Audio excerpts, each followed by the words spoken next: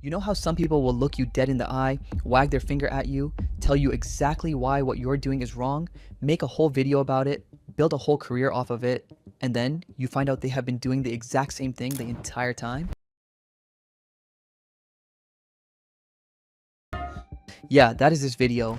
JuniDrawz and Yummicactus spent over a year being the moral police of the art commentary community, calling out paraphilic content, Nazi imagery, creators taking advantage of younger fans, all of it, to tens of thousands of people. And then a document dropped, and everything changed.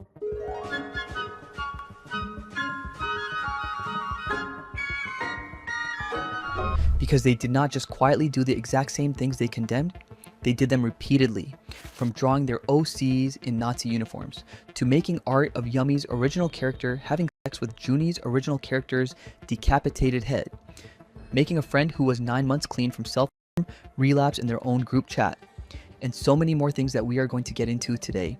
Plus, when all the evidence came out, they pointed at a 17-year-old and called him a groomer. And honestly, we are just getting started, because the full story of JuniDrawz and Yummicactus is somehow even messier than all of that. So let's get into it. JuniDrawz, born August 18th, 2009, was 16 years old when all of this went down. He is an art commentary YouTuber with around 32,000 subscribers, and his whole thing is calling people out. He covers drama in the art and animation community, makes expose videos, does iceberg breakdowns on creators he thinks are problematic, and generally presents himself as the guy who does the homework. You know, the guy who doesn't let things slide and who holds the community accountable. Hey guys, it's Junie, and this is what, like, my 4th or 5th video touching on stuff in the Dandy's World fandom? Oh, jeez. Some of his biggest videos are the Doma Iceberg, a Cinnamon Barf Expose, Pumpkin Gentleman, Psycho Cuties, and Charlie Xanax. And all of them have the same energy. It always goes like, here's this person, here's what they did, and here is why it's a problem, delivered in this very serious, very certain tone. The topics he keeps coming back to are pedophilic content in art, Nazi-adjacent character designs, and creators taking advantage of younger people in their community. Those are his lanes. And in those lanes, he is very confident and very black and white about it. There is not a lot of space for well maybe, or let's think about context when it's someone else on the table. And it was their fault, or your ex's fault, or whatever. These are actively abusive behaviors.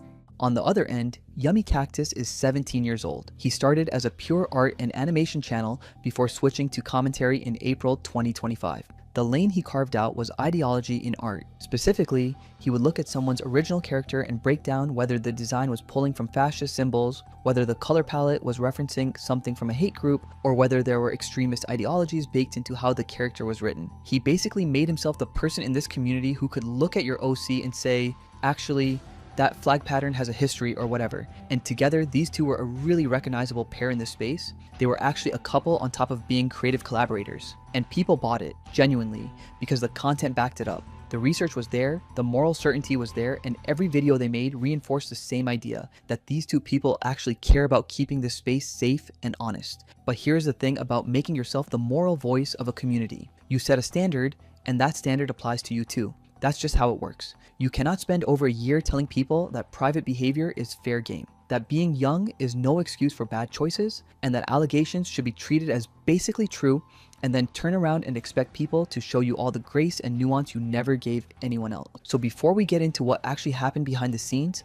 I want to go through 3 moments from their own content, because these 3 moments are the exact measuring stick we are going to use on them for the rest of this video, and I need you to keep them in the back of your head. First one is Jimbo Jimmy. Jimbo is a TikTok animator who got pretty popular in 2023 and 2024 doing Newground style animation content. In early 2025, a document dropped with some concerning allegations about him. It contained edgy comments he'd made, a photo he apparently took of a younger kid in a tutoring class, and some generally off-putting humor online.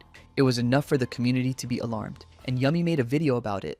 Now, we cannot find this video on the internet anymore, but from what we know, Yummy was presenting every single allegation as an already confirmed fact. There are no allegedlys, no here's what he said in response, and no room for anything other than this person is a groomer. Anyways, here's where it gets complicated. Jimbo is 15 years old. He's a minor, and what's being documented as this alarming, damning evidence is a bunch of edgy jokes he made with his friends in private, and some off-putting online behavior from a teenager who clearly has some things to work through. Which, yes, is worth flagging, but that is not the same thing as what Yummy's video was implying, and he covered it like it was exactly the same thing. Jimbo Jimmy did eventually come out to address some of it though, and with that came very mixed reactions from the community. Some people were glad he apologized and took accountability for his actions, while some were like he was just trying to save face. So keep that energy locked in, because we are going to circle back to it when we talk about what Yummy was doing in private at 17 years old. I promise you the contrast is going to be a lot. For now though, let's get on to the next, which is Doma, also known as Whelp Go By and a bunch of other names, is 16 years old. She got popular through Dandy's World animations on TikTok and YouTube. On October 5th, 2024, Juni uploaded a video called The Doma Iceberg Explained. It is a long video, very thorough, and basically a full case built against her online history. Doma has also engaged in various jokes and remarks surrounding Nazism, saying things such as Hail Hitler, jokes about Nazi pride, remarks about Nazi NSFW, and making references to Nazism and Hitler in discussions surrounding characters from various games. And look, some of what's in the DOMA document is genuinely concerning, and we shouldn't pretend it isn't. But the thing Juni's video just kind of glosses over is that most of what he's presenting, the bulk of the iceberg, happened when Doma was between 11 and 14 years old. There is no acknowledgement that an 11-year-old doing alarming things is a fundamentally different conversation than an adult doing those same things. He didn't ask whether a YouTube iceberg video is really the right response to a troubled kid. And this is the same Juni who is going to need people to show him a lot of grace and understanding for his own behavior at 16. When he was covering a 13-year-old though, he showed no grace. Consistent statements regarding other disturbing topics such as necrophilia that are more than concerning. And now to the third one, really quick. In a video called Does Problematic Equal Good Artist, Juni brings up a creator called Charlie Xanax. Charlie's whole situation basically comes down to the fact that he drew some art for himself, privately, as a coping mechanism. He never posted it, and he never intended for anyone to see it. It was just something he made for himself. And Juni still covered it. He still framed it as a character issue, and he still put it in his video as evidence of something wrong with this person. To bring a more modern example, Charlie. When I first saw his animations on my For You page, I immediately knew something was up. Maybe that's just me. But this was way before his controversy started. But I feel you can always sort of tell when an artist is struggling or doing something shifty behind the scenes. Charlie has drawn and made jokes about some pretty disturbing things surrounding grape. He has since apologized, but it is not my place to tell you to accept this apology, as I personally do not, because he made his choice to make that stuff public rather than private and keep it to himself. Now, let's talk about what was actually happening behind the scenes while all of this content was being made. I'm not going to retell the full Cupidite story here. That situation is big enough to deserve its own video, plus resources are in the description if you want the full picture now. But I do need to cover what happened here, because the Cupidite situation is where the cracks in Juni and Yummy's public image started showing, and because it's the situation that eventually led directly to the document that blew everything open. So, Cupidite, whose name is Daisy, is 17 years old. Yeah? He is actually 4 months younger than Yummy, just so the ages are clear. Now, after Yummy's Jimbo video dropped and got some backlash, Daisy left some critical comments under Juni and Yummy's community posts. They were mean and not particularly kind, but they were the kind of comment you see under any controversial video. Juni and Yummy were frustrated by it, which is understandable. Then, not long after that, some serious behind-the-scenes allegations started circulating about Cupidite. These were claims involving CSAM possession and online exploitation of minors, which is very heavy stuff. Yummy tried to handle it by reaching out to Daisy directly. However, something got miscommunicated in that conversation, and the result was a February 2025 video called Cupidite, What the Hell? In this video, Yummy took two completely separate situations and put them together into one narrative as if they were connected, even though they weren't. The damage from that was immediate. The inaccuracies made everyone look bad. The accusers, the accused, and the actual claims underneath it all. But even with people pointing out the problems in it, that video became the main thing the community was citing about Cupidite for around 6 months. Then in July 2025, the video got taken down. And for about 2 months after that, there was basically no public source anywhere backing up those serious allegations. Daisy eventually dropped his own response, went through everything point by point, and debunked the claims. Hi! You may know me from both Juni and Yummy's videos or from my popular commentary in general. So, the community, which had been loudly and aggressively against him for months, basically flipped overnight. People who had been sharing that Yummy video like it was gospel were suddenly on Daisy's side. Also, while clearing his name, Daisy put out a response document. In a section of that document titled Hypocrisy and Malice, which is a title that does exactly what it says, he linked to something, which is a document his inner circle had put together about Juni and Yummy. And that is where the story actually starts. The expose was put together mainly by two people, Dippy Stick and Mason, and also someone called Brandon in parts of the documentation, with contributions from a few others who were in this circle. And every single person involved in writing it is between 16 and 17 years old. The biggest age gap between any of them and Juni or Yummy is 1 year. Like, there are no adults here. So, what is actually in this document? I'm gonna go through the main categories because every single one of them maps directly onto something Juni and Yummy covered in their own videos about other people. And that parallel is the whole point, yeah? Starting with the art, because this is honestly where the hypocrisy is the most visible and the hardest to look away from. The document has a collage of artwork that Juni and Yummy made in their private spaces. I'm not going to go into explicit detail on it, but I will tell you what's being documented. The art includes their original characters in necrophilic scenarios. It shows characters drawn with Philia Pride Flag color palettes, and then Yummy specifically made artwork referencing a real homicide case, the Miss Pac-Man case, as the basis for one of his OC drawings. These are multiple pieces with verifiable art styles and timestamps that place all of it during the same period they were uploading videos about why creators who make this kind of content are dangerous. But I personally wouldn't be making any kind of file OCs or NSFW content relating to minors or their sonas, regardless of whether they are recolors or not. So while he was saying that on camera, he was making this art in private. And no, it wasn't something they tried and immediately felt bad about. They did it repeatedly over time with timestamps proving it. Next is the Nazi imagery, and this one has some layers to it. Yummy built his whole content identity around calling out fascist and Nazi adjacent stuff in art. That was his thing, his lane, and the thing that made people take him seriously in this space, as I've mentioned earlier. However, both he and Juni were drawing their original characters in Nazi uniforms multiple times, while actively making content about why that is one of the worst things a creator in this community can do. Moving on to the gore. This one is documented through messages and through independent testimony from multiple people who were there. The document has screenshots of Juni and Yummy actively talking about gore forums, watching war footage, and seeking out extreme violent content. And then there's a screenshot of them changing the name of their private group chat because directly from the document, they were worried it could damage their reputation. The original name of that group chat was Anonymous. They named it that themselves. They knew exactly what it looked like, and they changed it to protect their image, so they were aware enough of how bad it looked such that they renamed it. Just not aware enough or not willing enough to actually stop. Now let's talk about the self-harm part. This is the one I want to be careful with because it involves the most vulnerable person in this whole situation. Juni created a private group chat built around self-content. He set it up, he ran it, and he invited people into it. One of the people invited in was Mason. And when Mason was brought into this, he had been 9 months clean from He was actively in recovery from something that had almost sent him to a hospital. And multiple people confirmed that Juni and Yummy both knew this. You can see that Juni acknowledges in his own words that he knows encouraging self is bad and that he understands it's harmful. And then, in a separate message, he asks Mason to do a scar reveal anyway. He said both of those things. He knew and he asked anyway. Somehow, expectedly, Mason relapsed that same night in that group chat. Also, it's crazy that Juni and Yummy were friends with Cinnamon Barf before the video. They were friends with Doma before the iceberg. They were also friends with Cupidite before the allegations. I mean, getting close to people and then making content about them seems like a pattern they were aware of and apparently found entertaining. So no, this is not two teenagers who made some bad choices and didn't think about it. These are two calculative teenagers who knew exactly what they were doing, made a whole content brand out of the opposite of it, and found that funny. So all of that comes out. And Juni's response is not an apology or stepping back or not even a denial with actual evidence. It's a video called I Was Groomed by My Best Friend. Hey, it's Juni, and this video has been extremely draining to make, and I want to apologize in advance if I sound sick or tired or just get stupid and emotional during this.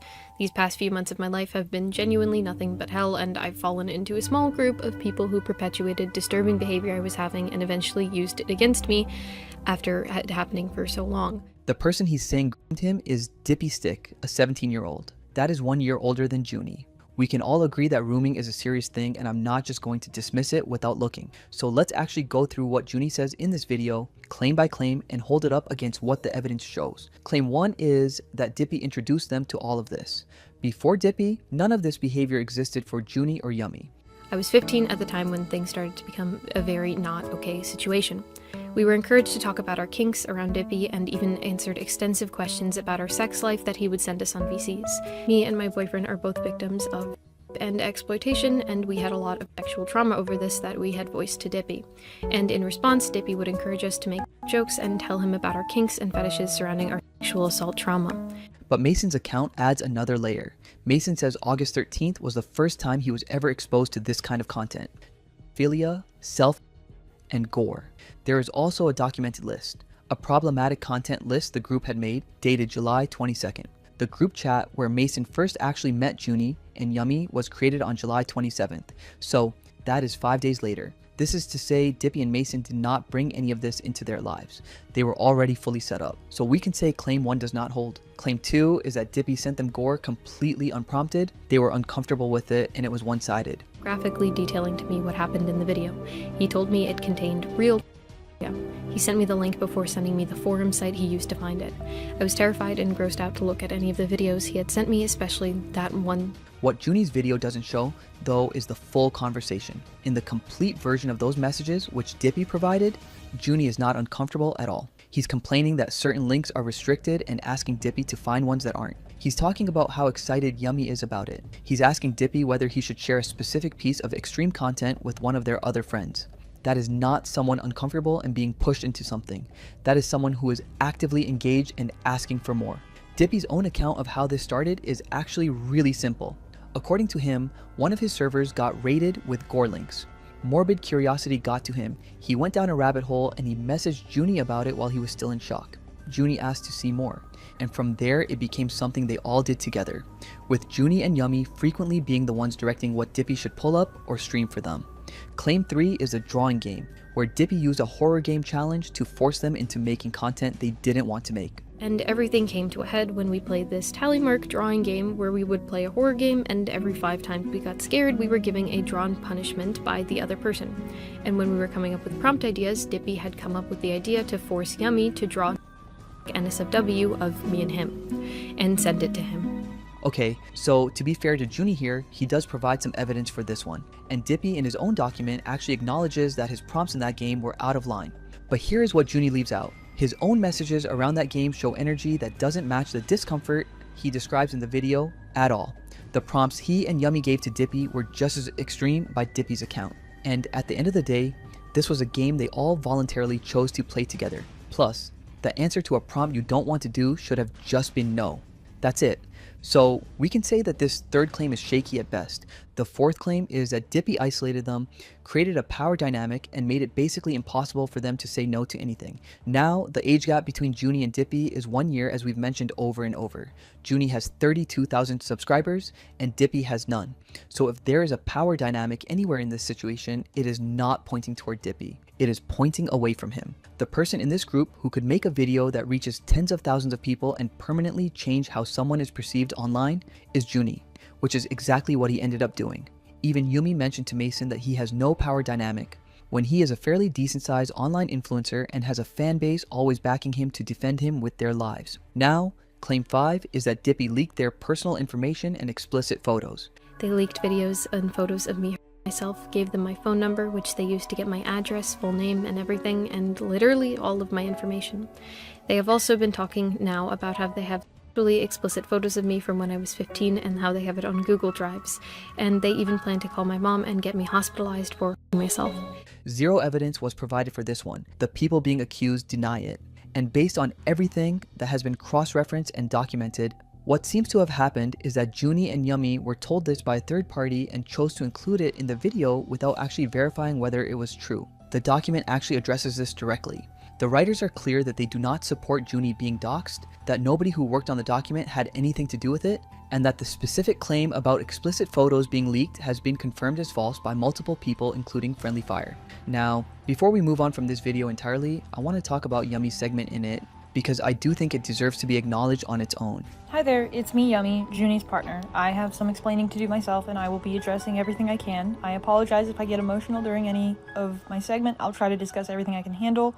My friends who came to me and told me what I did was wrong, thank you so much. I love everyone who's holding me accountable, and I hold you all so dear to my heart, and I can't express this enough. You are all so strong. The emotional part near the end, where Yummy is visibly upset and making admissions about his behavior, is honestly the only moment in this entire situation where either of them showed something that looked like genuine self-awareness. Then, he had something to say to Dippy, Mason, and Brandon. And to Dippy, Brandon, and Mason, there is still a fragment of me that loves all of you. A part of me who remembers how things could have been. And we all agreed with each other that the environment we created for ourselves was a horrible echo chamber of self-destruction. We all agreed we were going to change and grow, and we all wanted to help each other. But it's clear that I guess I was lied to. And I do want to believe that you three stopped engaging in the gore and bigotry. But here's the thing. Yummy was the worst offender of the two by a significant margin. The document makes that very clear. He was more deeply into this content, he pushed it harder onto the people around him. You cannot cry on camera after that comes out and have it count as accountability. Crying on camera is not the same thing as accountability. And the people he helped drag into this headspace are still dealing with the consequences of it while he was filming that segment. So beyond the main grooming claims, there is a whole other collection of evidence showing what kind of creators these two actually were behind the scenes on a practical, operational level. There is the Charlie Kirk assassination video. In the I Was Groomed video, Junie says that Dippy sent this footage to the group completely out of nowhere. Dippy had sent me and Yummy the Charlie Kirk assassination video, and that was honestly the last straw for me. However, the receipts show Yummy sending multiple messages to Dippy begging him to send it, back to back. He was literally writing, "Dippy, send it. Please, please, please," in multiple separate messages. There is also the commission situation. Yummy knew that Dippy came from a financially difficult background. That was not something Dippy kept private, and it had come up in conversation. Yummy used that knowledge to try to pressure Dippy into things. There are multiple documented instances of Junie explicitly asking Dippy to go into other creators' comment sections using alternate accounts and leave targeted harassment on his behalf, with money offered as an incentive.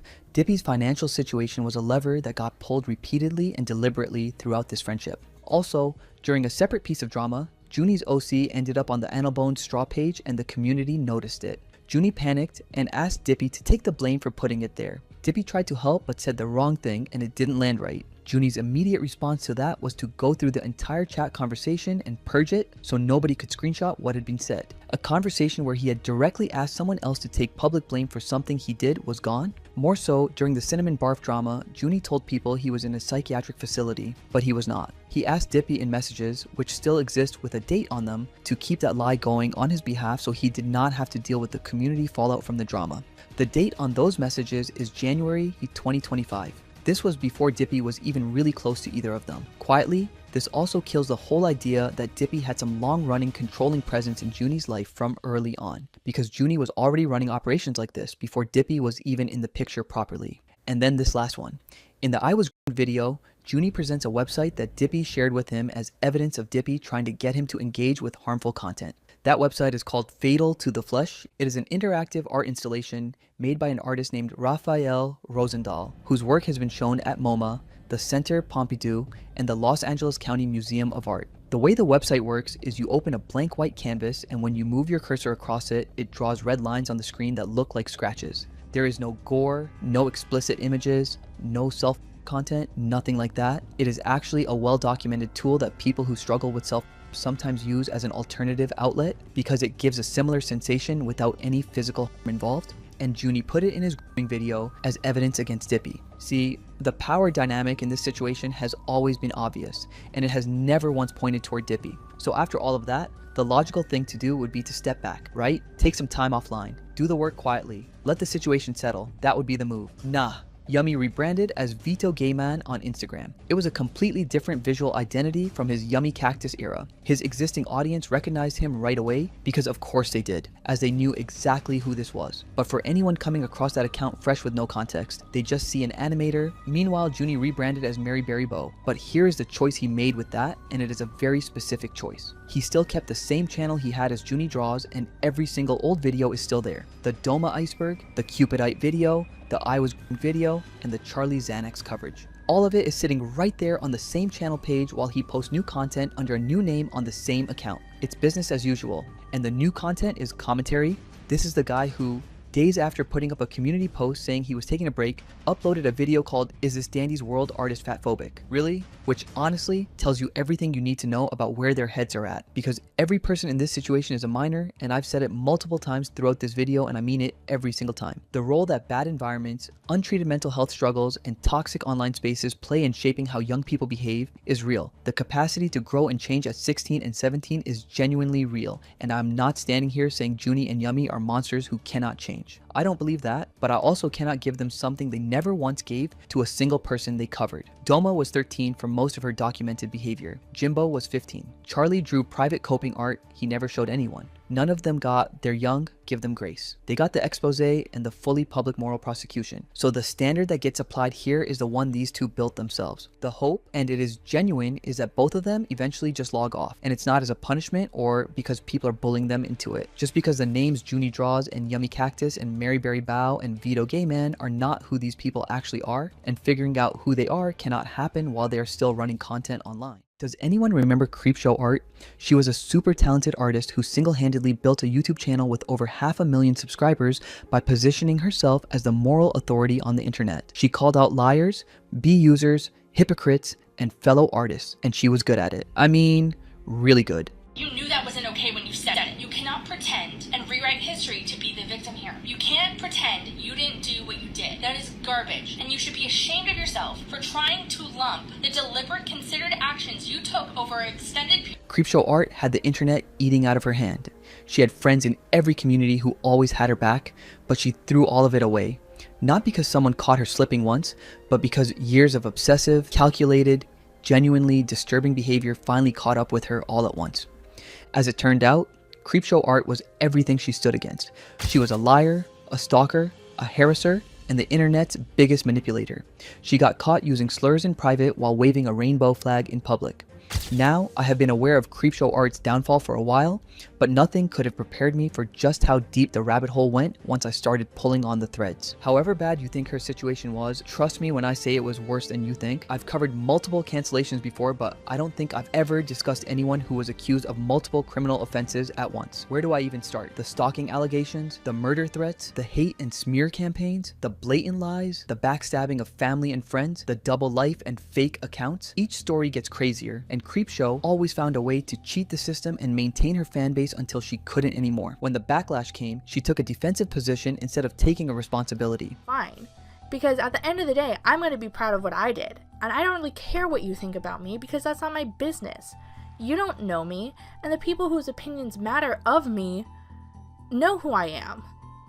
Eventually, the heat became too much, so she deactivated her accounts and disappeared from the internet. I am going to go through everything from the beginning, from how she used to live in a van, to when she was called out for posting anonymously on lolcow forums, to the 2-hour video from Emily Artful, her alleged victim, that finally ruined Creepshow Art. Creepshow's story is a cautionary tale. I mean, imagine having the opportunity to influence people that most can only dream of, and then losing it all within a few weeks because of your own actions. Sit back and grab your popcorn because you don't want to miss any part of this story, especially the last part. So, who is Creepshow Art? Her real name is Shannon Margaret Campbell, and she was born on May 13th, 1993. She started her YouTube channel in April 2016, but she did not upload a single video for nearly 2 years. Her first known video went up on March 20th, 2018, and when it did, she was filming from libraries, Taco Bell restaurants, and the back of a van because that was where she was living. You see, Shannon had dropped out of college, moved back in with her parents, and gotten a job at a storage facility.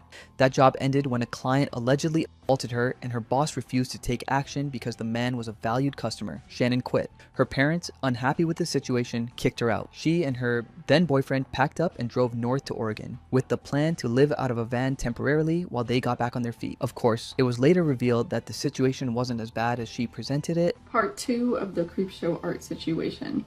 I left off saying that Shannon had claimed in her videos that she had overcome homelessness. In reality, her and her boyfriend chose and planned to live in their car for a period of time in order to save up money. I'm unsure if Shannon specified this in any of her videos. In all the ones that I've watched, she made it sound like she had no choice but to be homeless. Whether it was a last resort or not, I have to admit that being in a position where you have to live out of your van is difficult and isn't something anyone takes lightly. In between all of that, Shannon was making YouTube videos. Hey guys! guys, it's Shannon, and today, oh boy, today we are going to be talking about more vulgar and terrible stuff that I personally, I don't know. Some of the stuff you guys send to me to look at and look into is like wacky and fun and hilarious. She filmed in public spaces and edited on her laptop. The early content was sketchbook drawing while telling stories, a format that was already popular. But Shannon's version had something others did not: personality. She was blunt, she was unfiltered, and she talked to her audience like they were sitting across from her at a kitchen table. Shannon's break came in May 2018 with a video called Tumblr Hates Artists.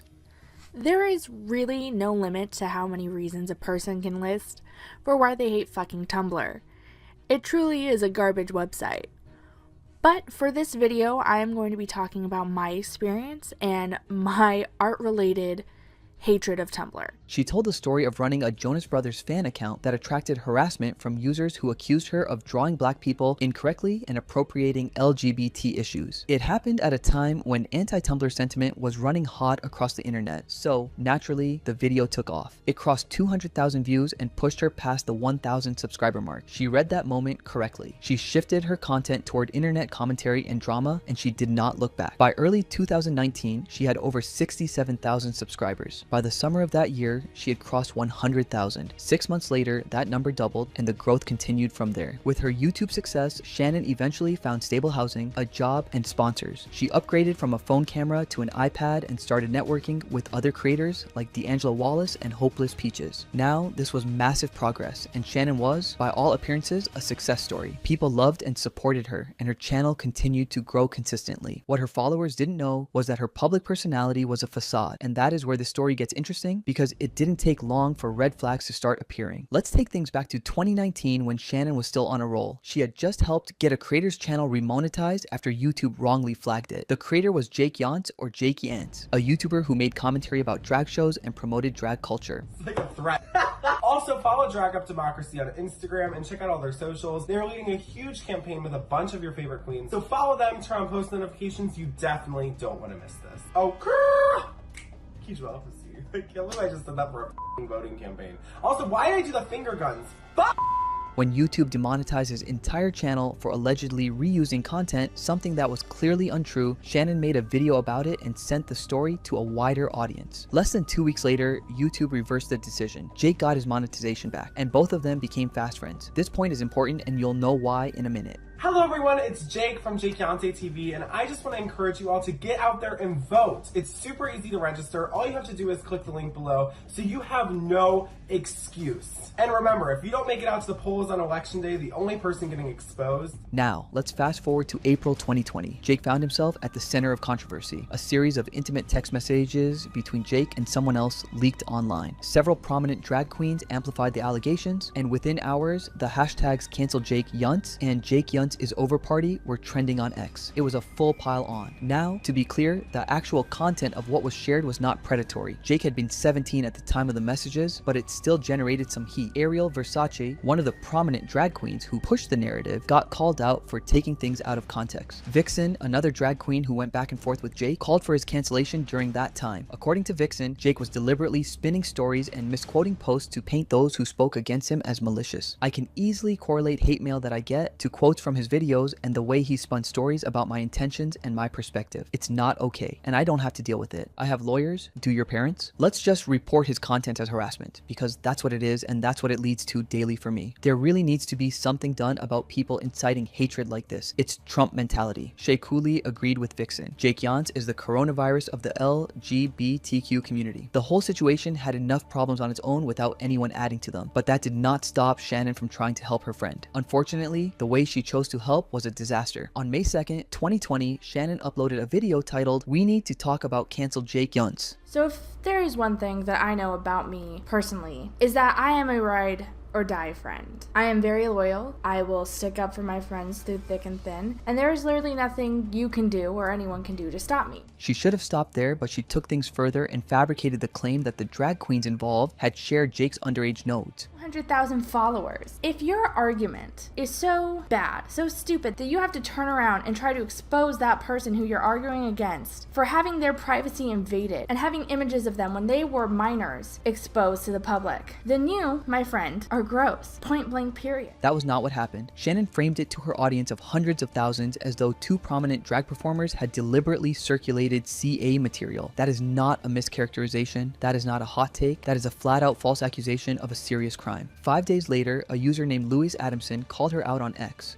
Porn in that thread that she uses. And it's not only this false accusation that I'm annoyed about, but in this video that Shannon made, not only does she make these false allegations that are verifiably untrue, writing that Shannon had falsely accused the drag queens of spreading CP and had seriously misled her audience. It's not only this false accusation that I'm annoyed about, but in this video that Shannon made, not only does she make these false allegations that are verifiably untrue, but she exhibits what I have to say is one of the most egregious examples of manipulation and gaslighting that I've edited. Shannon's response? She lied about accusing them of sharing his notes. Louis immediately disproved this by posting a direct clip of what she had actually said in the video. There were others who defended the drag queens as well, stating that Ariel was misled by the person who brought the accusations against Jake in the first place. While that account has been suspended, so I can't find the explicit text, I found the Reddit trend about the conversation. One person said, if you go on Ariel Versace's Twitter, you can see that she retweeted a screenshot of some very explicit messages Jake sent to the person who posted them. Then when Ariel tweeted about it, the YouTuber who made the accusation backpedaled and called them XTs, directly contradicting the claim she initially made that they were nodes. So no, there aren't any images involved, and I don't know why she would refer to screenshots of XTs as nodes. It's just blatantly false, and I can see her getting into real legal trouble for it. The situation spiraled, and Jake was eventually cancelled across all platforms due to the combination of allegations that popped up at the time. Shannon, on the other hand, did not apologize. She did not set the record straight and simply went silent. Despite being on the wrong, she never paid the price for her actions. Still, a pattern was starting to form, and when her walls came crashing down, everyone would remember this first controversy. The following year, Shannon found herself in the middle of another online debacle involving makeup influencer Jaclyn Hill, but this time, more people were paying attention. Jaclyn Hill, for those who need a quick briefing, was one of the biggest names in beauty YouTube back in the day. She had over 5 million subscribers, a collaboration with Kim Kardashian, and several endorsements with multinational brands. Unfortunately, Jaclyn suffered controversy of her own in 2019 when she launched a lipstick line and the products delivered to users were defective. Every channel was talking about it at the time, so it wasn't a surprise that Shannon wanted in on the traffic and made a video about Jaclyn on June 23rd, 2019. She pointed out that Jaclyn had a professional background in cosmetics, which made her claims of ignorance hard to believe. Fair enough, it was a basic rant with nothing exceptional, but Shannon didn't stop there. 9 months later, Shannon made another video about Jaclyn, and this one was way more controversial. On March 4th, 2020, Shannon uploaded a video titled Jaclyn Hill's Dad is a Cult Leader. In it, she scrutinized a minister named Jim Eilers, Jaclyn's estranged father, who had a LinkedIn page claiming he was God and a website filled with claims about faith healings and curing people of AIDS. So today, we are going to be talking about how Jaclyn Hill, the biggest pathological liar on YouTube, we're talking about how her dad is a cult leader. That is right, my dude. He's a cult leader in Africa. It was genuinely bizarre stuff, and I will not pretend it was not interesting content on its own merits. The problem was this: Jaclyn and her father had stopped speaking in 2012 after a messy divorce with her mom. He had been completely out of her life for nearly a decade, and Shannon not only knew this but also openly questioned why Jaclyn had never come clean about her father publicly, framing the entire video as something Jaclyn needed to answer for. About how terrible that is. Also, this man is the man who put his hoo-ha into someone else to make Jaclyn. So I guess we know where she learned how to bold-face lie online. So much so that she made an entire brand off it. And like him, like they both made brands off this. Oh my god, I'm losing it. I am losing it. There's total crackhead energy right now. Shannon put Jaclyn's face in the thumbnail, and the video honestly seemed like an attack. 3 hours after it went up, Jaclyn responded publicly on X. This is absolutely disgusting. I refuse to watch this video, but just the title and the thumbnail is so awful. What is wrong with you that you think it's okay to even speak about my birth father when I haven't even spoken to him in 10 years? Mind your damn business. Too far. I understand that people don't like me. They think I'm a liar and they feel as though they can't trust me. I can't change that, but seriously, it's gone too far. People have taken away all the fun on social media and have made it so ugly. I'm truly sick of seeing it every day. In Shannon's defense, everything in the video was public information, and let's be real, Jim's behavior was worth calling out. But Shannon didn't make it about Jim, it was framed around Jacqueline. The thing is, Jacqueline wasn't the internet's favorite person at the time, so not many people could see how malicious Shannon was in that video. In fact, many fans supported Shannon with comments like, "I think Shannon from Creepshow Art was perfectly justified in mentioning Jacqueline's dad and his sketchy practice, considering it's all online and easily accessible for anyone in the public. It really shows that her lying and manipulative behavior runs deep in her family." Another person said, "I feel bad for Shannon. Creepshow Art, the girl who posted the video about Jacqueline's dad. I fully recommend that video. It's really informative. But I feel so bad that she has to deal with being called a bully by Jacqueline and an anti-vax ASMR channel. Look it up. It's true, for just covering topics that are important to her. I hope she doesn't get sued again. I would definitely recommend her videos to anyone who enjoys Angelica's content." But there was one person who didn't buy it. Her name was Toby, and she was starting to notice some shady things about Shannon. On June 9, 2020, Toby uploaded a 30-minute video titled "The Faults of Creepshow Art." Toby was a genuine fan of Shannon who had grown increasingly uncomfortable with what she was seeing. Emotional response for her, which was understandable, I guess, but her content slowly but surely started to become more just downright bashing on people all the time, and it came off super aggressive. But it's like, at the time I was like, maybe just like her content just isn't for me. She pointed out Sharon's handling of the Jake Yuntz and Jacqueline Hill situations, among others. But many of the things she mentioned had already been brought to Shannon. She simply didn't care to make any changes. Never one to shy away from a drama anymore, and that's what I chopped it up to.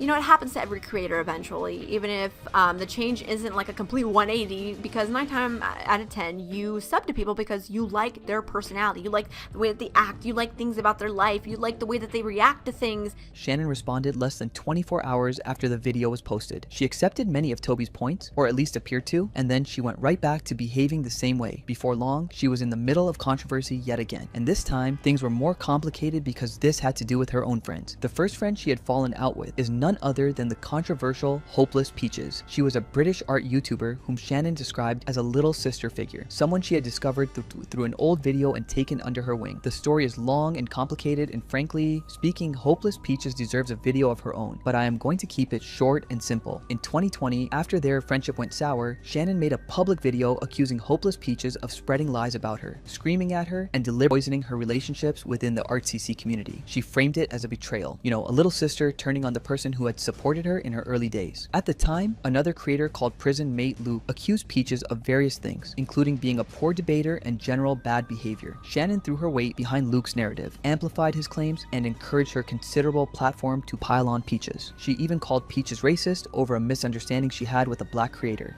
And high-key a bit racist when we get into what you try to pull with Kai and Omnia. I mean, you have to be the white girl victim to the angry black woman and black man. The thing is, Shannon wasn't telling the truth, or at least not the whole truth. As usual, she was blowing things out of proportion to manipulate her followers into turning on Peaches. And when people took a closer look, her claims started falling apart. Hopeless, Peaches released detailed response videos debunking specific points Shannon had made. Screenshots Shannon had presented as evidence were disputed. Context that Shannon had left out started being shared by other parties. Peaches shared private messages she sent to Shannon during that time. In her words, "Hi, I have a new account due to a lot of shit, but it's still me. I was just going to say I saw your latest video. I saw what you said, and I can understand you are upset with us not talking anymore, but you also painted me as kind of a huge saying I was ranting and raving about you and how I was spreading private information about you to multiple content creators. I want to try and clear some things up, as I have quite a few people who kind of hate me right now. The fact a good chunk of your video was a very one-sided and kind of weird retelling of events, and saying I have just been shitting on your name to everyone I see is kind of upsetting. I had subbed to you again, seeing you had come to change, and wanted to talk to you again to say sorry until I sat through it all, and I don't know. I had sent you a civil and hopeful message just before all this too, sending you your critique instead of covering it myself because I have hope for you. Sorry I left, and sorry that hurt you, but sadly I feel it's probably for the best. Now, I am not taking sides with Peaches or trying to say she was completely innocent, but I must narrate both sides of the story. And in this case, it looked like Shannon already held a grudge and used this opportunity to kick Peaches when she was down, even if it meant lying about her. A lot of people felt that way. A Reddit thread boldly called out Shannon's video as unfair, and everyone who commented agreed with that assessment. Creepshow exaggerates everything, and honestly, it's tiring. She will cry about everything annoying and try to blame the victim just to get all her fans on her side. Her recent drama with Katie Joy just shows this when she cries about being doxxed, when she's the one who released her full name multiple times, and all the times she mentions how she was homeless when she was homeless by her own decisions. I have no doubt she's exaggerating all this stuff between her and Hopeless Peaches so her fans will go after her. Peaches eventually got cancelled as a ripple effect of the smear campaign Shannon promoted, and while many people challenged Shannon's actions this time, she still maintained her loyal fan base. They continued to see her as a symbol of justice who was always willing to speak the truth, no matter who was involved. The thing is, these cases led to increased scrutiny and other creators started digging into Shannon. They eventually uncovered something dark about her, and there was no way for her to manipulate her way out of this mess because the evidence was overwhelming. On June 7th, 2021, a moderator on the gossip forum lolcow.farm, an anonymous gossip site, made a post that changed Shannon's life completely and permanently. Apparently, Shannon had been posting on lolcow under anonymous accounts for years. She had made close to 300 posts. In those posts, she had bad-mouthed friends and creators she publicly praised, like Ready to Glare and D'Angelo Wallace, using language that would have ended her channel overnight if she had said it on YouTube. As if that wasn't enough, she had also allegedly used racist slurs, transphobic slurs, and ableist language. Things were going well until she tried to self-promote, which is what got her into trouble with the platform's moderators. As if all that wasn't bad enough, she doxed her own sibling, Jem, while they were hospitalized. While Jem was in the ICU, Shannon posted their phone number on a gossip forum. The IP address and cookies matched. After she was exposed on the website, someone shared the post on X with a summary of what happened. It's an extremely long thread, so I'm just going to read a piece of it. As many users in this thread are aware, Shannon's posts on Loyal Cow haven't exactly been subtle. We've decided to compile her post history after she escalated her behavior by sharing her sister's social media to deflect criticism toward herself. Beyond that, she has been anonymously promoting her videos and Patreon/YT membership to farmers and making posts about herself to either white knight or insult herself. For many years, we've had a policy to use lolcow.farm to propel their own online presence. At this point, it was no longer just about Shannon being aggressive or exaggerating allegations. She was caught dead to rights, manufacturing drama, and just being a generally awful person. She responded with a lengthy post where she tried to explain away the situation. As expected, Shannon denied the allegations and said her IP must have been obtained by someone who was stalking her years ago. This post is just going up because I need to talk about this and let you know what's going on. Earlier today, I got a message saying that I had doxed a relative, that I had been called out for saying certain things about myself and other creators, and more on a hate forum, and I was confused because I hadn't done that. I would remember doing that, especially the doxing. That's so firmly against what I stand for, and I don't believe in doing that, even to someone I loathe. However, after being sent screenshots of what I allegedly said about me, myself, my friends, and most importantly my relative, I realized what had happened. A couple years back, I made a video about how I had been stalked for over 8 years by a woman I called Amy. That's not her real name because I was protecting her identity. I talked in detail about that situation, how it affected me, and what I had to do in that situation to keep myself safe. But I also discussed how Amy and I kind of reconciled at the end of that and came to an understanding. She even liked the video and it was an elaborate excuse. But of course, no one was going to believe that someone gained access to her IP and used it to plant over 300 malicious messages on the website over multiple years while pretending to be her anonymously. Shannon's explanation made zero sense, and at this point, many people started losing faith in her. All it took from here was one more scandal for everyone to be done with her. And this brings us to the Emily Artful situation, the absolute worst case on this video. Emily Artful is an art creator who has been on YouTube since 2016. Her format, drawing in a sketchbook while telling stories, was something she had built from scratch. When Shannon's channel launched in 2018 under the name Creepshow Art and she started doing the same format under the same sketchbook storytime branding, Emily politely contacted her and asked her to use a different name. Shannon agreed and then went to lolcow to post that Emily Artful was bullying small creators. That was 2018 and both women moved on with their lives, or so it would seem. Amid the lolcow controversy, Emily discovered something horrible. She figured out that Shannon was a stalker. She had been making her life miserable for more than a decade. You see, Shannon's husband, Anthony Parker, was Emily's abusive ex-partner, and according to Emily, from the moment Anthony started dating Shannon, the two of them became a team, and Emily became their target. Now I know who my stalker is. My stalker is Shannon, better known as Creepshow Art, and what I believe to be her current husband, Anthony Parker, who is also my abusive ex-partner. This has been my life This has been the thing that has terrified me, that has kept me up at night. It was incredibly difficult, but also incredibly cathartic. And Shannon, Anthony, if you're watching this, you have no idea what you guys have done to me. Emily's story was stacked with evidence and disclosed a decade-long stalking and harassment campaign from Shannon and her husband. Emily included IP trace evidence, including screenshots of messages from burner accounts. The allegations were harrowing, to say the least. Emily said that Shannon and Anthony had obtained compromising images of her from when she was underage by illegally gaining access to her Facebook account, and that they had used them to blackmail her for years. Phishing me and locking me out of that original Facebook account. Now, I had had that original Facebook account since I was a minor, since Facebook came out. And hidden in the messages of that account were some compromising photographs. Now, most of them were of me as an adult, but unfortunately, there were a few of me as a minor. She said they had gotten her fired from multiple jobs by contacting her employers and posing as clients, claiming she was a sex worker. She said the harassment had contributed to her becoming homeless. She said she had been pushed to the brink of suicide multiple times. As if that wasn't bad enough, Emily said Shannon had threatened her life and the lives of her children. That this person, Andrew or Shannon or whoever, was in my city and they were going to hurt me. You can see I said, "Answer me. You drove all the way here?" And they said, "I don't have a driver's license yet. My parents drove me here."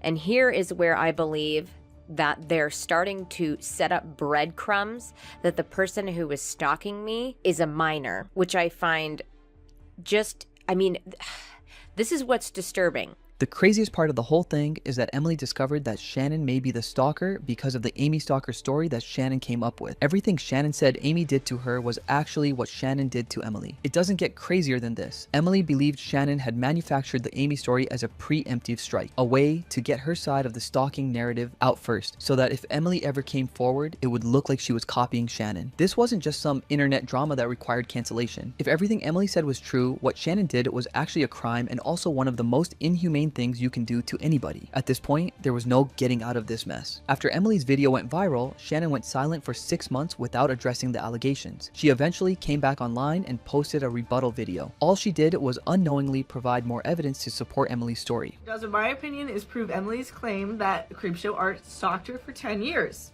Allegedly, of course. I have to say allegedly. Shannon's supposed evidence of Emily Artful being untrue are DeviantArt journal posts from 2006, where Emily was in middle school. Why would you have that? The reason why Emily had so many screenshots of her stalkers was because she was advised by a lawyer to start gathering and documenting all the evidence of her stalking. But there is no way. In the now deleted video, Shannon presented multiple pieces of evidence in a bid to prove that Emily was a manipulative liar. Some of these screenshots came from 10 years ago, leaving people with the obvious question. If Shannon weren't Emily's stalker, how would she have details about her spanning over a decade? No one was buying it. Evidence of her stalking. But there is no way Creepshow Art could have anticipated Emily making a video.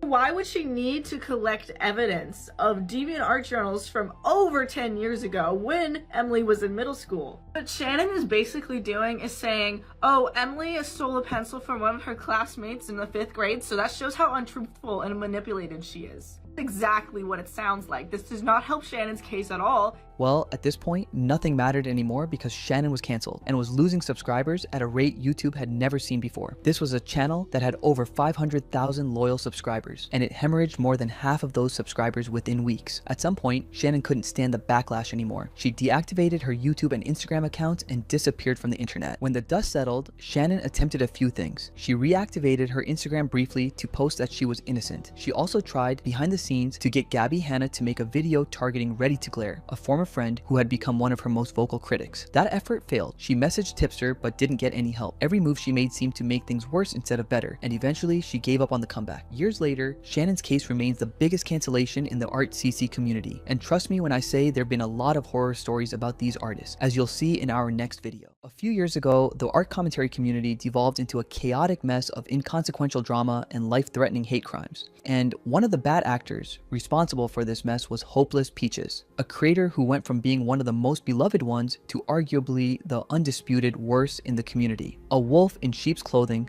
who started off as a victim and ended up as hypocrite who covered up a secret child server for years, repeatedly manipulated his audience using their mental health issues, and brutally insulted a mentally disabled woman in front of over 60 people who were all doing the same thing. This is not a comprehensive breakdown of every single drama that Peaches was ever involved in. Anybody who've ever heard of them would tell you that's impossible to do. This is the autopsy of how his double standards and lies eventually grew too big to control and blew up in his face. Aaron Warhurst, better known as Rosie the Rascal or Hopeless Peaches, was an English YouTuber born August 3rd, 1999. He was a huge part of the art commentary community, or ACC, in the early 2020s, meaning his videos normally consisted of commentary about art-related topics or other art-related creators layered over time-lapse videos of himself digitally illustrating anime and cartoon characters. The ACC in particular was a place where creators and fans were very close.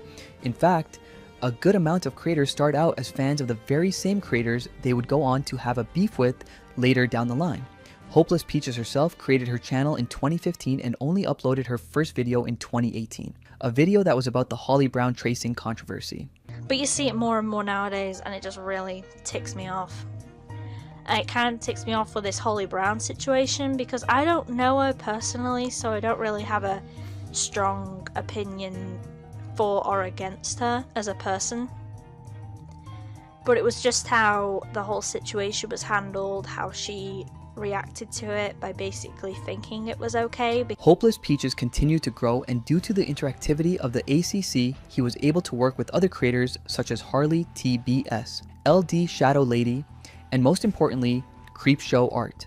Creepshow Art, or Shannon, was a creator who was at the center of so many heinous and disturbing controversies, and she would also be the beginning of the drama for Hopeless Peaches. I also said before that I know that this is one of the people who Toby said feels negatively about me and is scared of me, and if I'm being very, very clear here, that hurts me more than anything else that was said in this video. Anything else was fine, because I did think we were close friends, and I do greatly care about this person, and I shared a lot of private information with them because I trusted them. So knowing they are now telling other content creators about our private conversations, and they're talking to other content creators about me in this way and are scared of me, that to me sucks. It really sucks knowing my friend is scared of me. That, well, they're not, I guess they're not my friend, but you understand. Shannon was the subject of criticism from another creator called Toby Majestic. Toby called out Shannon for throwing out allegations without doing proper research, over-responding on Twitter, and being a bully to her own friends to the point where they're all afraid of publicly criticizing her. Hopeless Peaches was one of those friends, and she was the individual Shannon was talking about in the prior clip. She would then vague tweet about Peaches saying, "Before I hit 100,000, I was friends with another creator. This creator later spread lies about me, told people I was psychotic, and I screamed at her, and basically poisoned potential friendships with other people in the art community. The fact that I still have people coming to me." Before then, revealing the very next day what she was talking about. This tweet was about Hopeless Peaches, finding out that she had told multiple creators who she knew I admired that I screamed at her and attacked her when I viewed her as a little sister fucking sucked. Thank you, prison mate Luke, for talking about it. This was one of Shannon's many manipulative tactics, which is signal boosting voices that criticize the people she didn't like. Prison mate Luke was yet another creator who had introduced himself into the situation by making a video on the Toby Majestic meltdown and rivalry with two creators, Kai and Omnia. Toby had gotten into some hot water due to her defense of Shane Dawson and hypocrisy over child characters, and she was being called out on it by Kai and Omnia. Toby went on a wild rant about drama commentary channels when she was running one herself. Toby responded to Omnia, claiming private DMs between the two of them were taken out of context, and Omnia responded by leaking the entire DMs to prove that nothing was indeed taken out of context. This turned out to be a bad move. Toby claimed there was private info in there she didn't want the world to know about. Omnia apologized and took down the DMs, but the damage was already done, as bad actors were able to use Omnia leaking DMs as a crutch to deflect away from the legitimate criticism that Toby was coming under, which Omnia was committed to expressing. You need to learn how to distinguish between troll comments, i.e. comments meant solely to get a rise out of you and make you look bad for even engaging to begin with, and real, valid, constructive criticism meant to better you as a person and reflect on your decisions as a content creator. Rework your relationship with critique, or just don't be a content creator. Simply as that. One of those bad actors was yet another creator called The Harsh Opinion, who made a video criticizing Toby and Kai, and Omnia equally, which inherently came off as biased, since Toby had done a whole lot more wrong than Kai and Omnia, who admittedly went crazy, trying to respond to every little pushback they got during this time.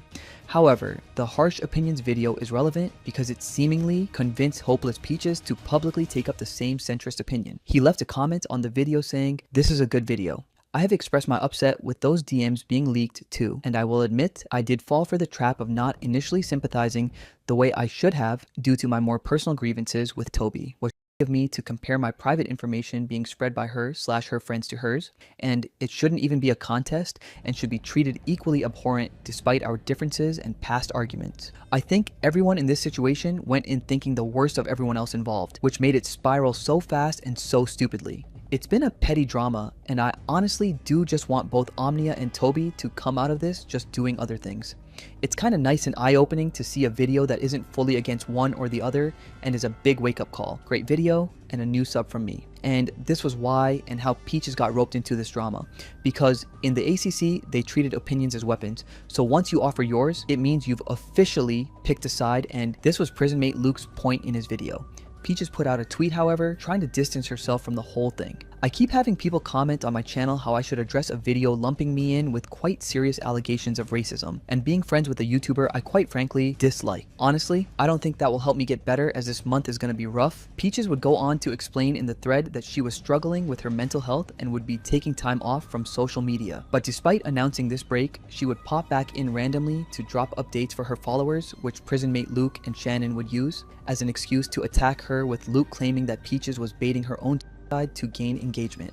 Another person who commented was Hopeless Peaches, who also decided to put herself into the drama despite constantly saying how she doesn't want to be in it, and would just never leave it alone. And when people like Thummin called her out for her terrible and biased behavior, she made a community post about how she wasn't friends with Toby, which I didn't actually know she wasn't friends with Toby, because she did everything in her power to defend her, and vilified Omnia so much that I thought she was. Because why go through all that hassle for someone you apparently don't even care about? Well, you say how you're going to be taking a break from the drama and comments and all that, which is fine. If you need a break, you need one. I'm not saying you don't have mental health problems, but you would constantly come back to post more things and beg for sympathy. And when you were getting genuine criticism for all the garbage you've done, you decided to bait your audience, going off the grid for hours to make your audience worry that you're hurt or killed yourself. And guess what? 2 days later you were back to making tweets again. And she's been doing this for a long time. It's very manipulative, and she's always using her mental health as a pity me card, which is funny since she called out Toby for doing the same thing. It's very scummy, and it says a lot about her as a person. And just responded by releasing a whole bunch of statements emphasizing how serious her depression was and apologizing to anyone who was worried about her committing. Toby, who was a former friend of Hopeless Peaches prior to the drama, saw how much hate she was getting and jumped in to try and help. This did nothing for Peaches, of course, because by this point, the Toby drama was coming to an end and she was being hounded off the internet, and Peaches was somehow becoming the center of attention because he just kept coming back to respond despite him wishing to stay out of the spotlight. This allowed Luke to once again spin the narrative and play the victim despite initially calling Peaches a baiter. But that's not the only thing she's been lying about. She's also been lying to her audience about what I said in my video, telling people that I was upset that she didn't die or that I called her a scumbag because of it. At no point did I call her a scumbag at all. I said what she was doing on Twitter was scummy. Those are two different things. And the fact that she would go around YouTube and tell people that I wish she committed so disgusting. It's one thing to say that me accusing you of manipulating your fans for sympathy is too much. That's its own discussion. But saying that I wanted you dead is another. And the fact that you're so willing to put that out there to defame me, all because I called you out, shows a lot about you. Not only that, she private messaged me a few days after my last Toby video went up, and she accused me of a lot of things that simply aren't true. And I'm only showing them to show you guys that she's been threatening me with a video and was just really toxic. She started off by saying that she hadn't really involved herself in this situation for a while, which is a lie. She had been constantly tweeting and commenting on videos about the drama. Just because it isn't a video, it doesn't mean you didn't do anything. Peaches says I portrayed her as gross and I accused her of not having a mental illness, when in my video I said if she needs to take a break and get help with her mental health, that's fine. She then says I'm the one that's grossly misrepresenting people, when she's talking about me like I'm some sort of monster who wants her to die and lose her career. I didn't tell anyone to unsub unsub or dislike your channel. If they did that, that's on them. I even went out of my way to ask my viewers not to attack you in a community post. I did stalk you or look into every move you made, Peaches. You made a public comment on JuniDrawz video, and you decided to publicly continue talking about the drama. Me commenting on that isn't stalking. That's doing research. Something you're apparently against when it comes to you. She told me to leave her alone, so I did. I didn't answer. I did vaguely tweet about her. I left it alone because I thought maybe she would have thought this over and realized how unreasonable she was being. But instead, she took it as a sign to keep tweeting about me and demonizing me and my character to her entire audience. And after ignoring it for a bit, I messaged her back, and I told her I'm only responding because she's accusing me of stuff I didn't do. It isn't my fault that she hadn't explained anything she had done until someone called her out. And I said I don't deserve for her to lie about me for sympathy, especially since she's only getting backlash for the garbage she pulled. She then responded that she hadn't mentioned my name once, which is a lie. She had name dropped me several times, and I'm the only one that was calling her out for her garbage at the time. She even called me a hypocrite for being upset about her lying about me. Unlike you, I don't need to make up stuff to look better. And I also brought up how she kept screwing over other creators out of nothing more than spite. She then blocked me. And I hope this is where it would have ended, but instead she kept lying about me. She said how creators and fans were harassing her, when I know of no one besides myself that called her out, and I haven't talked to her since my blocking. And if any of my fans did that, I'm sorry, but she's overblowing the backlash she got, and the criticism she's got is only due to her actions during the Toby drama. The whole situation was a definition of a nothing burger, with everyone involved using the worst interpretation of what anyone else says in order to accuse each other of terrible things. All Peaches was trying to do at the time was defend himself. He was just doing a really terrible job at it. The drama would have blown over right away if Shannon wasn't stoking the flames behind the scenes and providing prison mate Luke with material he could use against hopeless Peaches. But when I say she's lied about other creators' law in this video, I don't just say it to say it. She has a history of screwing over other creators and fans when they slightly disagree with her, whether that be from recent drama or stuff from a long time ago, and I don't think anything shows this better than what she did to Creepshow Art. Someone who gave her a lot of help and support, and someone she treated a lot worse than she treated me. Now, before Peaches or anyone else says that I'm faking these or something else stupid, I got these from the lady herself, Creepshow, so don't try and say these are fake. Peaches and Creepshow used to be good friends. Creepshow even shouted Peaches out early on in her YouTube career when Peaches made a video about drawing like Creepshow Art, and they started talking and became friends. Well, later down the track they did a video together that didn't do as well as they expected, and Peaches, instead of being grateful to do a collab with Creepshow, got upset with her for something that she couldn't control. Peaches made up this lie that Creepshow had gotten angry at her because of the video not doing well, and when Peaches got mad at Creepshow for her Jaclyn Hill video, instead of being a friend and not letting it ruin her friendship with her, she soft blocked Creepshow and started vaguely tweeting about her out of spite. And not only that, Peaches decided to ruin Creepshow's reputation in the art community, telling people that Creepshow had yelled at her and was just losing it at her, poisoning Creepshow's reputation while she was still just a small channel. She was below 100,000 subscribers when this happened, and the crazy part is that while this was all going on, Creepshow was in the dark and thought everything was okay between her and Peaches. She had no idea that Peaches was doing this behind her back. People like Toby would make videos on Creepshow and criticize her, sometimes using the lies that Peaches told just because she didn't get enough out of Creepshow. It's disgusting. You don't treat your friends like that. If you ever wondered why Creepshow was so emotional in her response video to Toby, that was why. Someone she considered a friend had betrayed and alienated her from her own community. As you can see, Shannon had successfully managed to get someone else to do her dirty work for her while she cheered on from the sides. Hopeless Peaches wasn't clean by any stretch of the imagination though. She had definitely thrown around some accusations and made a mess trying to clean it up. Prison mate Luke and Creepshow Art weren't the only creators with negative experiences with Peaches, as Omnia also commented on Luke's video saying, "This literally sucks. I started talking to Peaches in August and by September, she stopped talking to me, started speaking on my behalf, and continually subtweeted me because she disagreed with the way I handled the Toby situation. It felt like she was only trying to be my friend when it was convenient for her. As soon as there was some disagreement or argument, I was thrown under the bus. I'm glad more creators are coming out with their own experiences." Kai Weiss, close ally of Omnia during the Toby drama, also left a comment claiming that his experiences with Peaches were also unsavory. Then another creator named Camila Cuevas also left a really long comment, detailing her experience with Peaches from a couple years ago, when Peaches allegedly falsely accused Camila of stealing art that they had worked on together and selling it when he didn't want it sold. as well as Peaches playing up her depression when Camilla began to disprove those claims at the time. All of a sudden, out of nowhere, it seemed everybody had an issue with hopeless Peaches when prison mate Luke, the guy who made the video which everyone else used as the stage to dogpile Peaches, didn't have any actual evidence against him in that very same video. It was once again just a bunch of misrepresented DMs and twisted logic he used to make himself the victim after initially calling Peaches a baiter. Now, multiple creators were making multiple videos on the situation. Now, I feel Luke misspoke here, as I highly doubt he took such a vague goodbye tweet as a way of encouraging suicide. What I believe he meant was that I had faked suicidal tendencies and used mental health as an excuse for drama. Not only that, but he has gone on to say I did this to hide from criticism. Firstly, at this point in time, it would make very little sense. Thuman's video first mentioned me in the Toby drama on the 6th of October, and I agreed with that criticism. My tweet I gave out when I wished to commit suicide was quite a lot later, at the end of October. Despite a few rumours of racism and rumours of harassing Omnia and Kai, which is not true, the initial criticism of getting involved in the drama was perfectly justifiable. I even made an apology post for Omnia, where I stand by all the criticism on commenting on and being tense on drama I really had no reason to stick my nose into. I know Luke later states that by criticising his point on me baiting, I am going against this apology. That is very untrue. Not only are Luke and Omnia two very different people, but both by mental health and my criticism on his mention on my mental health were not related to these actions or the drama as a whole. Secondly, nowhere within this tweet do I specifically mention. Actually, most people would and did see the tweet as me leaving Twitter, which I should have done a while ago.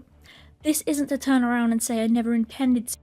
That was true. I did. However, I more mean to bring this up to discredit the faking of suicide baiting portion of his video. To fake or use it for sympathy, I would have had to tie it closely to the drama, which by the time scale is close but by far no cigar. I would have also had to make it far more blunt that I was intending in the first place. Actually, I can discredit the allegations of faking, or at least give a lot more defense than Luke could for his allegations. 2 months ago, I made a community post after my argument with Omnia. I realised I was being very irrational, yet at this point in time, I was not in good stead to talk to Omnia yet, which I expressed in my apology post. As well, considering with how the drama played out in the end, it's pretty apparent I can't manage myself when I get into these depressive episodes. In this community post, I mentioned how I was going to seek professional help, which I did. I rang my doctor and I was prescribed an antidepressant sertraline. I was also offered a number of counsellors for transferal, which sadly due to the pandemic has been slower than anticipated. Since my depression started from childhood depression, it is quite severe and according to studies, doesn't react to medication as well as if it was a newer condition. In total, the video was 50 minutes long and Peaches takes her time, either debunking or providing context for each of the claims levied against her. She apologized to everyone involved and denied a huge portion of the Creepshow Art claims.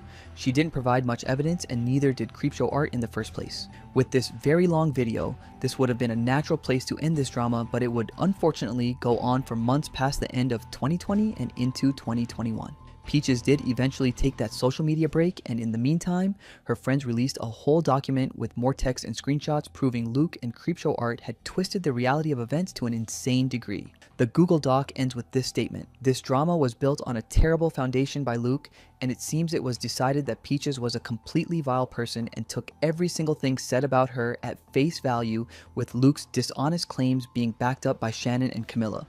Peaches was ruled 100% in the wrong, with no further digging into the situation or nuance, and we do feel that this is completely unfair. Peaches has her flaws, but we do believe that she is not the terrible person she's been painted as, especially when many things said about her are provably untrue or backed by weak evidence. We want Peaches to apologize for what she needs to and to grow from this, not for her to be calmed down and be told that her even trying to defend herself is wrong and she is a bad person because of it. We thank you if you did read this far into the document and have considered what we have presented, and please remember that we will try to update this document with more info as it comes out." After this, the tides truly began to change. There was more sympathy for hopeless Peaches, and prison mate Luke would lose all of his credibility after getting into beefs with Just a Robot and Pyrocynical. Luke was wrong about everything concerning Peaches, but he refused to apologize for any of it. Eventually, The negative reception forced him to take down his videos on Peaches, and shortly after, his channel was gone. In 2030, he claims Peaches would constantly come back for sympathy when relating to her mental health. But the twit longer he shows only states that her schedule will get more spaced out or shorter because she wants to focus on mental health, and this lines up with the dates of her videos being posted. It doesn't appear as sympathy baiting at all, just explaining why her schedule is different. Worst of his claims, he states in 2038 that Peaches tried to bait the ending of her own life to her audience with vague tweeting, having apparently done this for a long time, without giving examples and saying she only ever used it as a pity-me card along with her depression. I know for a fact this claim is bull because I know the person who spoke to Peaches when this event occurred. She mentioned them in a thread anonymously, but I and many others know him as Manga Kamen. He confirmed to me that it did happen, and even if it did not, that isn't something you should really say, Luke, because you don't know. The best you can do is speculate, but you state it in the video as if it's fact, and that she's scummy, that it says a lot about her as a person, claims her audience deserves better, that she must not care about her audience to have done that, and that she will continue to use her mental health to avoid criticism. Like, wow, that's not a good thing to say when you don't have clear confirmation. This is a sensitive subject, and the way you went about it was indeed garbage, a word you like to use when describing this situation, Luke. Peaches should have handled the follow-up to that first tweet much better, but she was still in a bad mental space. Slowly but surely, Peaches was getting vindicated from this largely non-drama, and it seemed everyone was coming back to normalcy. Kai, Omnia, and Creepshow Art didn't go quiet, but after they all put out response videos which weren't as well received as their previous videos on Peaches, they eventually moved on. Kai pretty much left the community after this, Omnia apologized for any misconceptions, and Creepshow Art spent the rest of 2021 getting cancelled in a much more serious and dark drama involving Emily Artful. And with this came the end of one of the most strangest eras of the art commentary community in mid-2021. Hopeless Peach's reputation was still intact, and it would take something much more insidious to finally bring her down, which was the situation with Leo Convoy and the Senate. The relationship between Hopeless Peaches and Leo Convoy was odd to say the least. By 2023, they were both predator hunters who based the majority of their content around tracking down and exposing and in the community, of which there seemed to be a frightening amount. A matter of personal significance for Peaches, since they were G-roomed themselves as a minor and constantly has to deal with people claiming she lied about it. I wanted to talk more in depth about a certain issue both I and others have had with Avrona's handling the situation, which was his speculation of my experience. Many commenters and creators have sadly done this, big and small, either directly like Musakena or Avrona, or indirectly like Omnia. Since Avrona was platformed by Shannon and Kai, and can definitively be seen as openly speculating about it, I wish to use him as a jumping off point and talk about how wrong this is. Due to the comments that I got like this,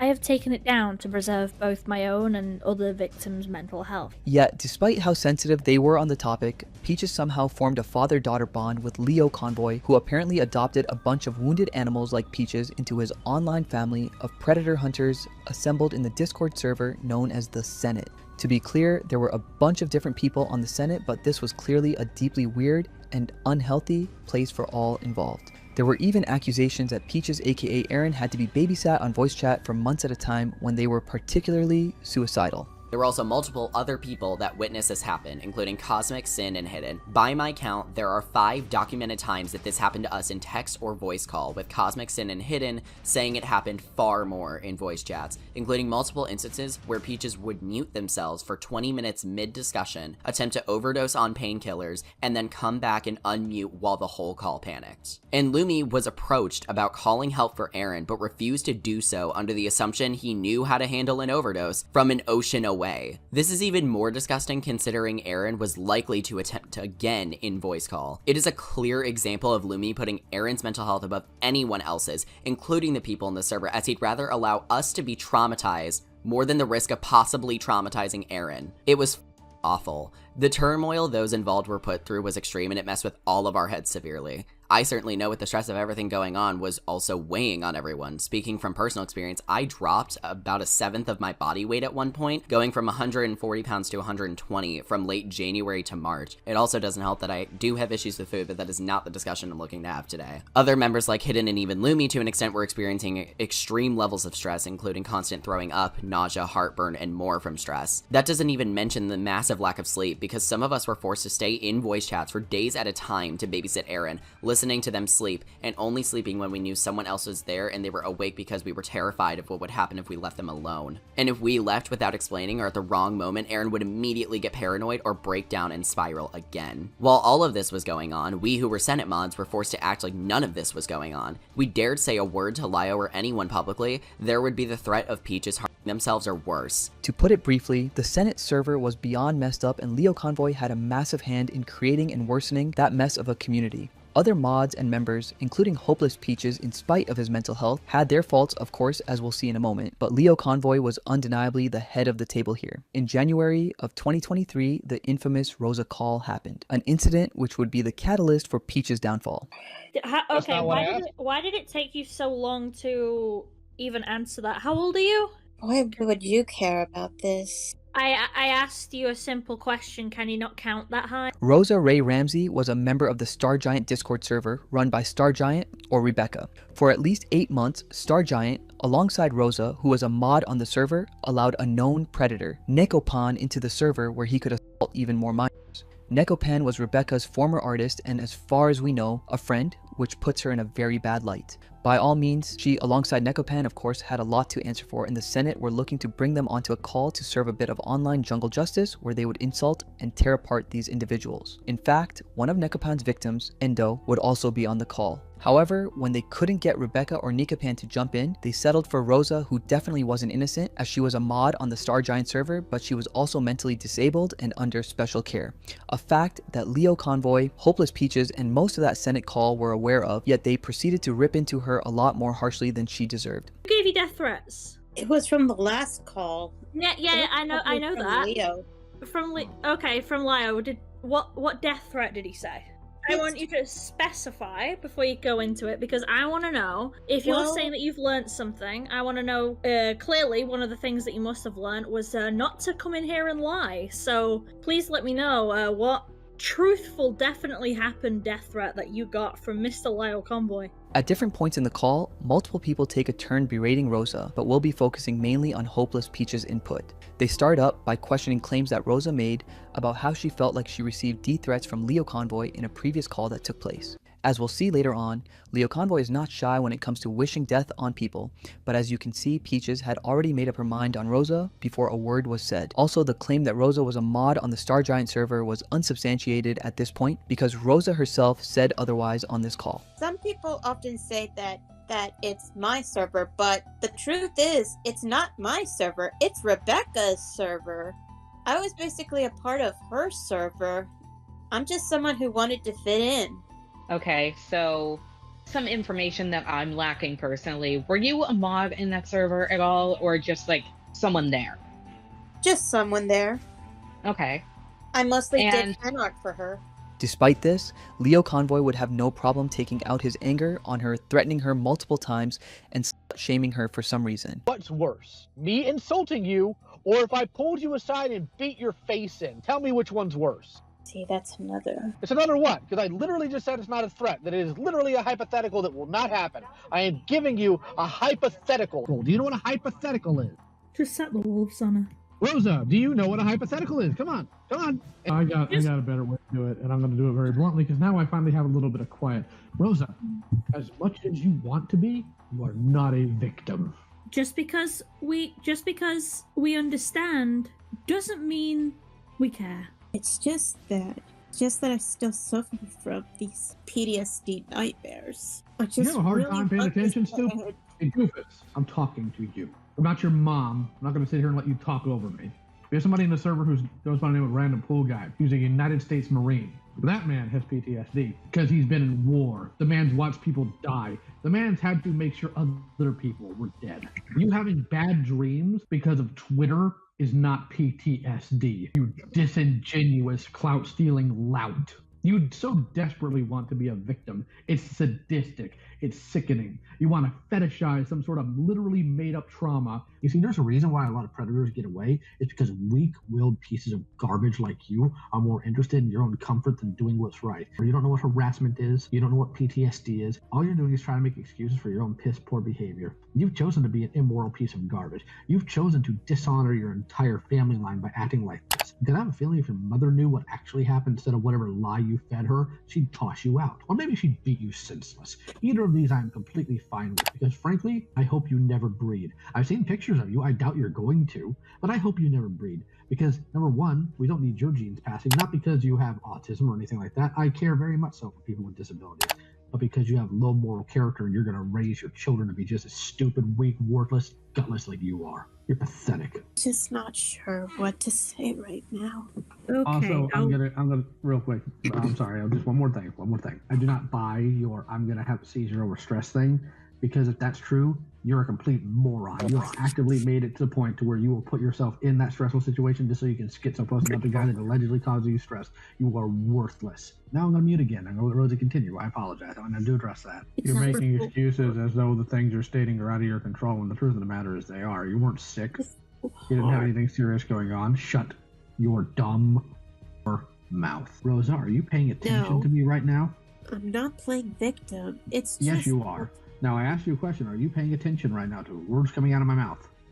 Yes. The fact that you rate Star Wars and people being mean about it higher than the safety of children tells me you need to remove yourself from the census immediately. And I know you're not very smart. You're not going to pick up on that. But you know what? The YouTube censors won't either, so it's all good. Not just that. It's interesting how, well, nobody knows that it's your personal life as an excuse when it comes to consequences, but you got no problem throwing your... Shut your dumb butt mouth.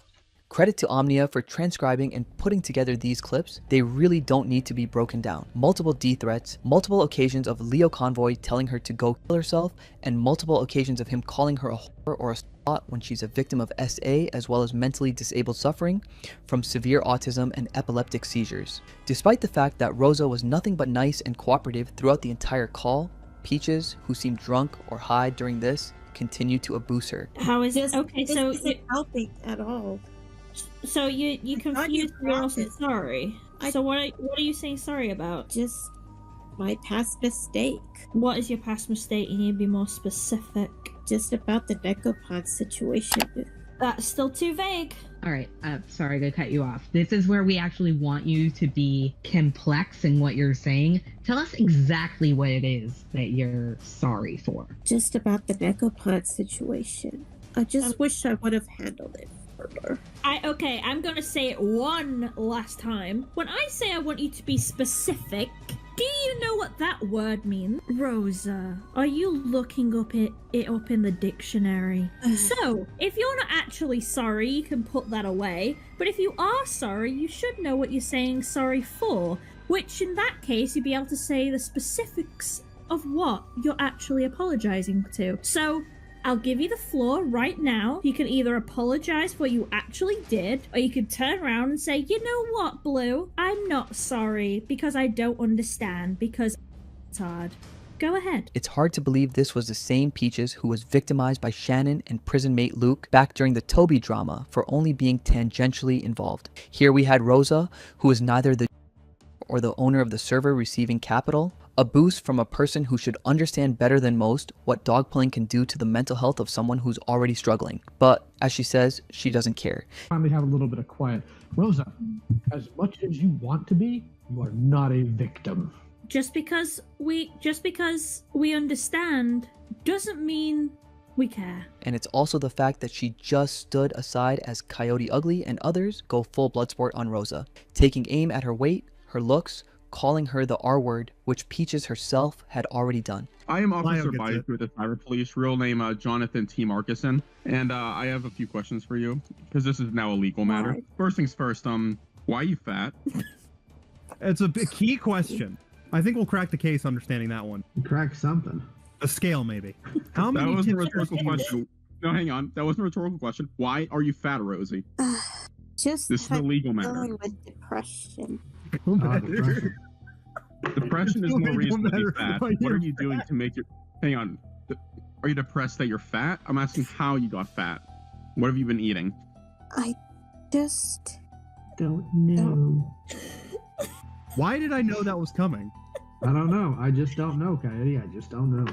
But hang on, no, I want to know we're what are you? wrong. No, I want to know what are you eating? What is your daily caloric intake? You might have to break down what that means because you didn't even know what the word quote means. Okay. Break down like her body breaks down all the Twinkies. As a police officer, I will explain this, Brooke. What do you eat a day? Do you eat the pizza? Do you eat the ice cream? Or do you sometimes eat the spaghetti? What do you eat? I am a police officer. You need to tell me legally. Please. I just... Why are you fat? Answer the police officer. Yes, answer the totally real cyber police officer. This had nothing to do with seeking justice or safeguarding children or even exposing predators. These were just sad adult bullies, taking sick joy from punching down on a vulnerable target. It's abundantly clear now that Leo Convoy and the rest of the Senate server who are on watch for Peaches night and day never actually cared about protecting vulnerable victims, but instead just wanted to preserve one of their best team members. The Senate never served the function they pretended it did, and so it was doomed to collapse. Hopeless Peaches was getting double cancelled as details of the FCK server was coming out. A server where Peaches, alongside a host of other creators, shared with minors who were spreading NSFW art. Petty that Draws told the FCK in their VC text chat that Ben the Looney was sending people after Toasty Vanilla. Ben the Looney had screenshots from the FCK server showing the they sent into the server, and in the server chats that minors had access to. LS Marks, Lemurs, OMGIJ252, Gary, and Omega were all underage. They were even tagging some of the minors to show them and they had a dedicated chat to Slimers' NSFW artwork. Now remember, Hopeless Peaches and Nani and Chaos55T were in the server. Aren't you just curious why they never made a video about it? Because oh boy, I sure am. Hopeless Peaches tried to preempt this storm by putting out a little thread explaining why she was making jokes with minors. These screenshots were taken by Akumu. With an old server I used to be in coming to light, I had a third party look over the exports of the server to check what was in it due to my own memory issues. About 4 years ago, at the start of 2020, I was invited to a friend-only server. I wasn't very active in the server, but the people I asked to look over it did find instances of where I did speak in the server, and it made me very disappointed and disheartened with myself.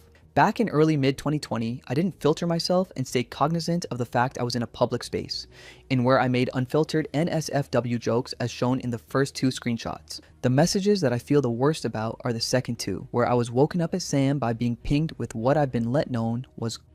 I asked why it was sent, but didn't push on it either through forgetting or simply not thinking about it given I just woke up. I should have pushed harder on this and conducted myself better. Since I realized in September of 2020 that the guy I was close to had me, I realized I needed to be better and have an understanding on how to act in open spaces. It doesn't excuse it though. In the 4 years since then, I've changed as a person.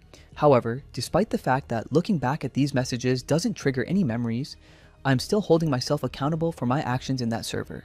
For my past actions, I'm deeply sorry. This excuse was hilarious considering that Peaches had literal years to come forward with it but didn't for reasons unknown. Leo Convoy, her closest ally, had the entire leaked chats for months and she didn't tweet about it until she started getting heat for the hypocrisy. And other people who didn't participate in the spam but knew about it were the names Junkie and Hopeless Peaches. They both acknowledged the in the chat. It's really ironic considering Peaches made a video talking about something similar. Camilla Cuevas in a Skype group chat about how they were adults having conversations in a group chat with minors, showing to minors, and getting minors to draw Hopeless Peaches was just about done for, but the situation got funnier before it ended because Leo Convoy spent the rest of February and March 2024 defending Peaches publicly, only for Peaches to turn around, betray him with a Google Doc and a statement reading, "Hey, this is Hopeless Peaches and this is the last time you'll hear from me. First of all, I want to again apologize for my part in the Rosa call in 2022. I wanted to state so earlier, but everything else that piled on since made me shut down and, well, here we are. If you've been in Senate for a while, you know of the Rosa call and that I have regretted that call daily and genuinely done what I can to change this server so that it could never happen again. I don't know what happened for me to be so out of character as to allow that, let alone join in, but it doesn't erase that call, though, and that's why I've pushed myself. But I can't push myself for Senate anymore. The reason I'm leaving Senate and why I have purged all my social media is to get away from Leo Convoy and to find myself again. To realize the abuse didn't stop. And to say to myself that Thomas Guerra isn't a. It's scary to admit it, but I feel it's true. He isn't a child predator that I'm aware of as some people have claimed, but that doesn't mean he's some savior of the innocent either. I used to say that I had been a online for 10 years straight, but it has taken me a long time. Thomas Guerra is a man who has taken in vulnerable people who have trauma relating to sexual abuse by older men to fulfill his fantasy of a perfect family. All of us had been abused by older parental figures. Jordan, Jay, Opal, and myself. My posed the same family dynamic. Recently, I have found out that Thomas tried to push 2 other young, barely legal AFABs who were specifically G-raped by Joshua, Thomas Guerra's ex-friend, into this dynamic too, then treated them like when they refused. All of us AFAB and all of us with deep-rooted trauma that made us susceptible to further abuse. Thomas used that to his advantage to play house, and if you didn't act how he wanted you to, he would verbally and mentally beat you down into a pulp. This is a pattern, and I didn't see it until now. In mid-late 2022, I had just separated from an abusive partner and was still coming to terms with the abuse I faced IRL and online, which is when I started talking to Thomas properly. He seemed nice at first, but after a suicide attempt that resulted in my hospitalization, I had age regressed in the aftermath. Thomas pushed the idea of family onto me while I was in a vulnerable state, and when I woke up to being in this family, I didn't know how to set that boundary again and say no. That was on me.